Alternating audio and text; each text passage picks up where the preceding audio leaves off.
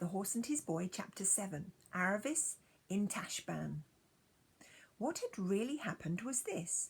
When Aravis saw Shasta hurried away by the Narnians and found herself alone with two horses, who very wisely wouldn't say a word, she never lost her head even for a moment. She grabbed Bree's halter and stood still, holding both horses, and though her heart was beating as hard as a hammer, she did nothing to show it. As soon as the Narnian lords had passed, she tried to move on again. But before she could even take a step, another crier, "Bother all these people," thought Aravis, was heard shouting out, "Way, way, way for the Tarkina Lazareline!"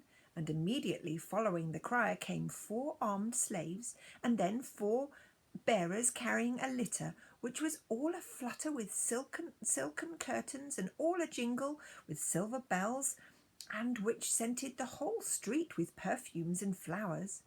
After the litter, female slaves in beautiful clothes, and then a few grooms, runners, pages, and the like. And now Aravis made her first mistake. She knew Lazareline quite well, almost as if they had been to school together, because they had often stayed in the same houses and been to the same parties. And Aravis couldn't help looking up to see what Lazareline looked like now that she was married, and a very great person indeed. It was fatal.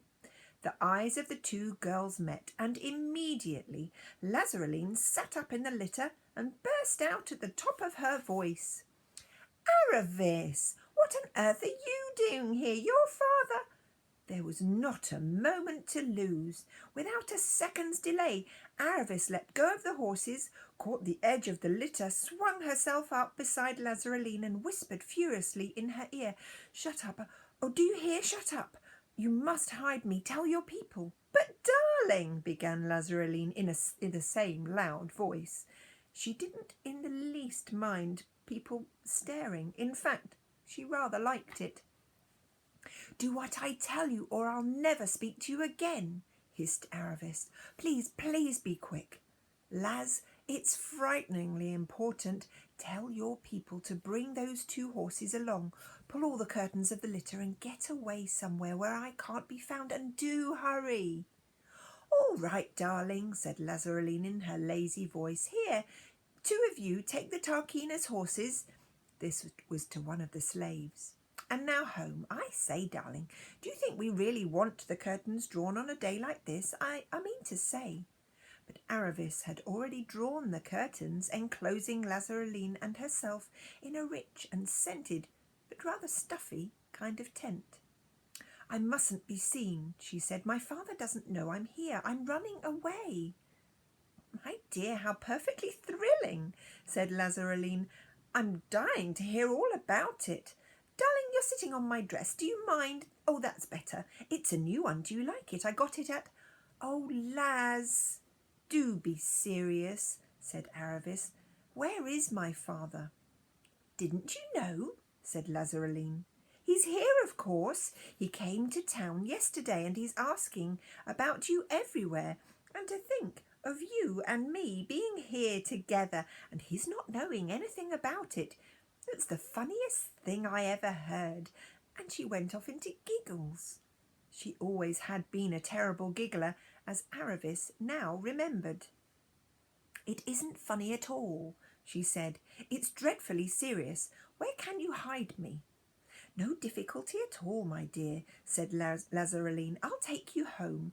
My husband's away, and no one will see you. Phew! It's not much fun with the curtains drawn. I want to see people. There's no point in having a new dress on if no one's going to see it and you're all shut up like this."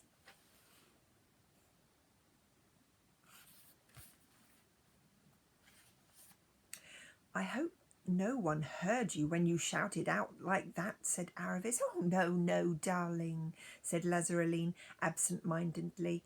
"But you haven't even told me yet what you think of the dress."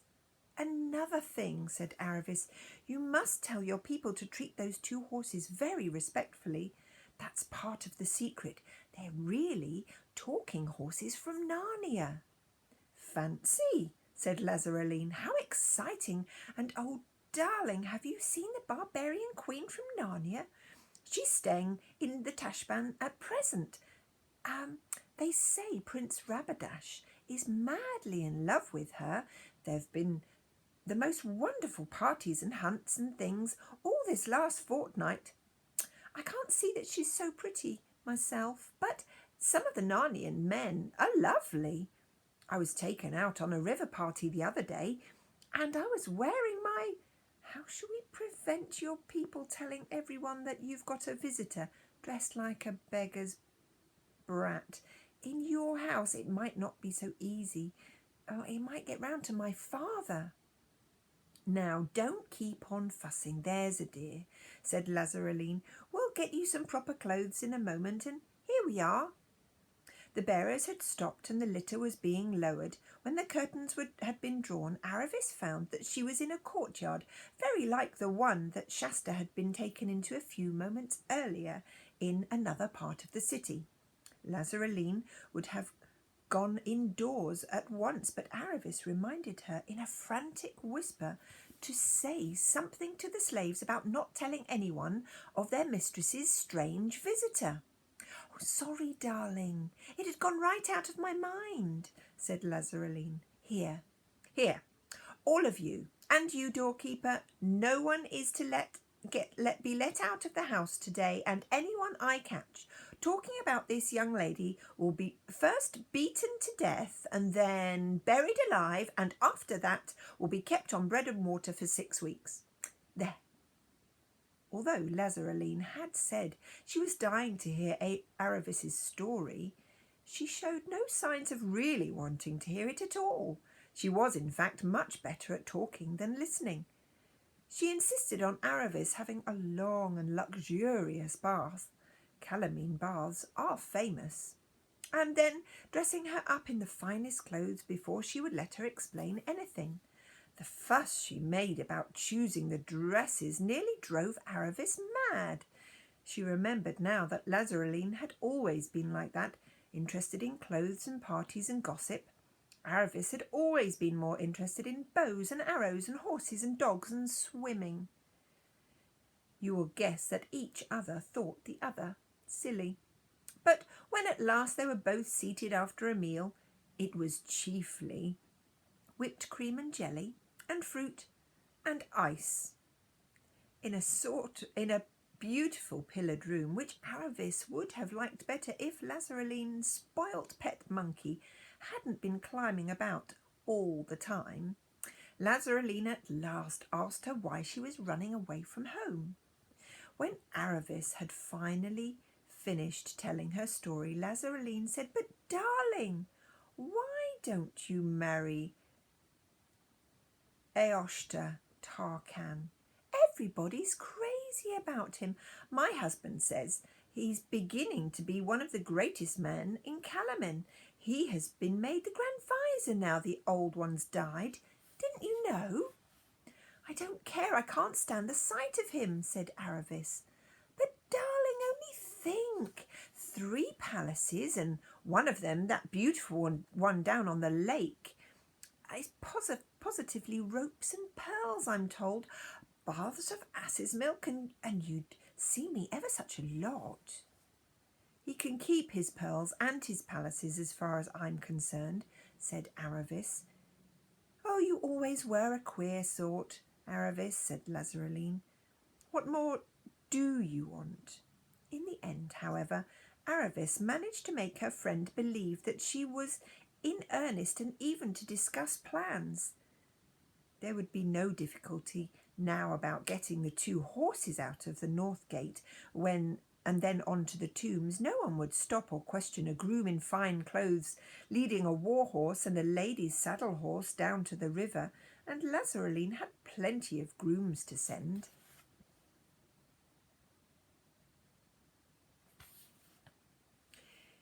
It wasn't so easy to decide what to do about Aravis herself.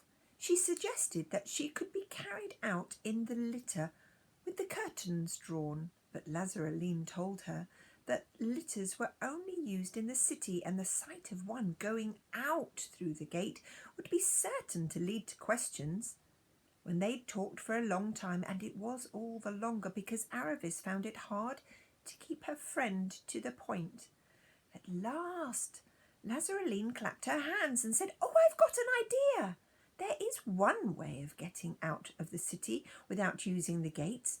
The Tisrock's garden, may he live forever, runs right down to the water, and there's a little water door, only for the palace people, of course. But then, you know, dear..."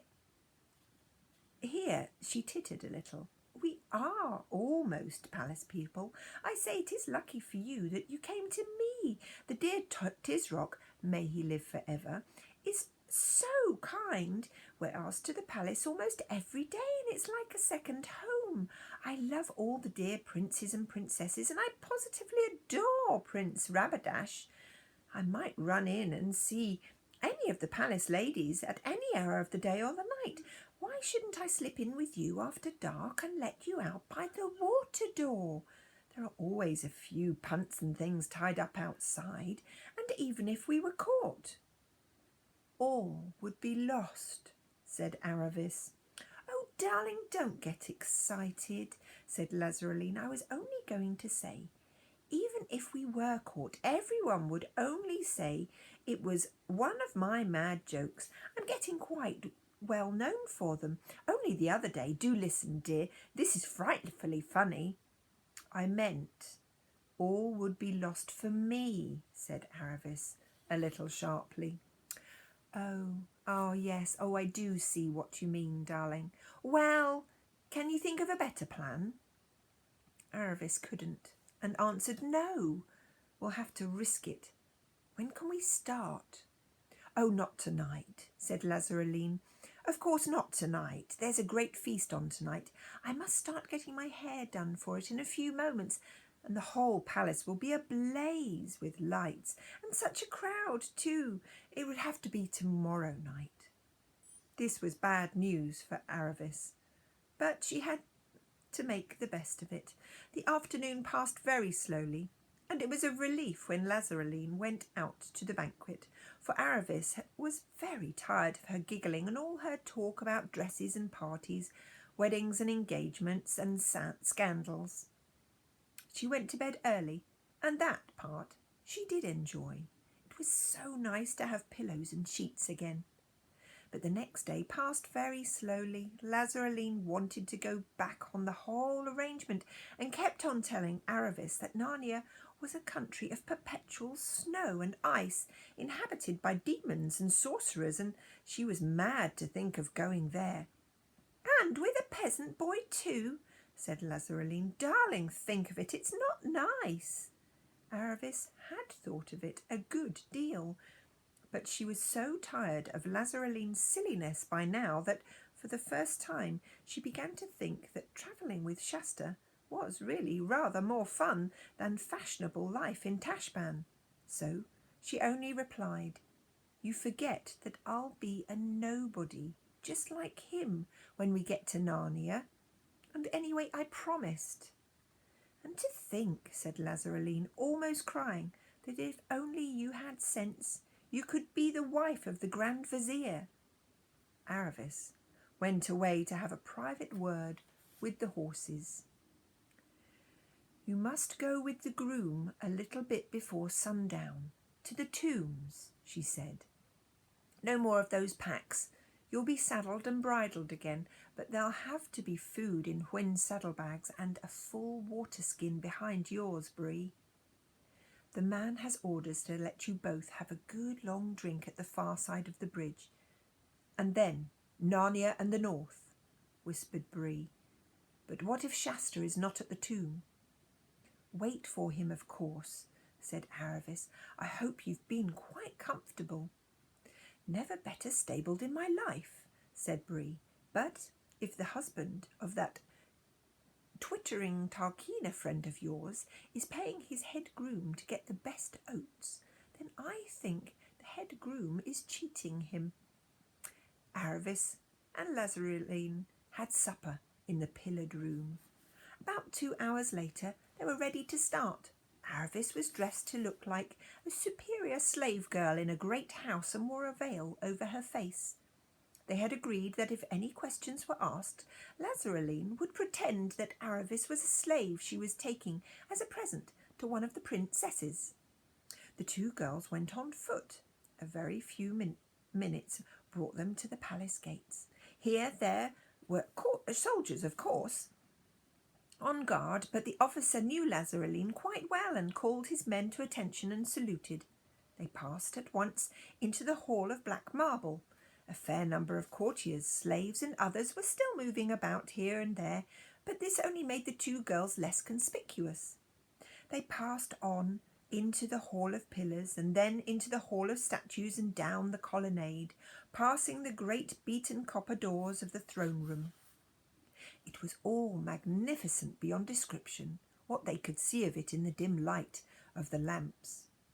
Presently they came out into the garden court, which sloped downhill in a number of terraces. On the far side of that they came to the old palace.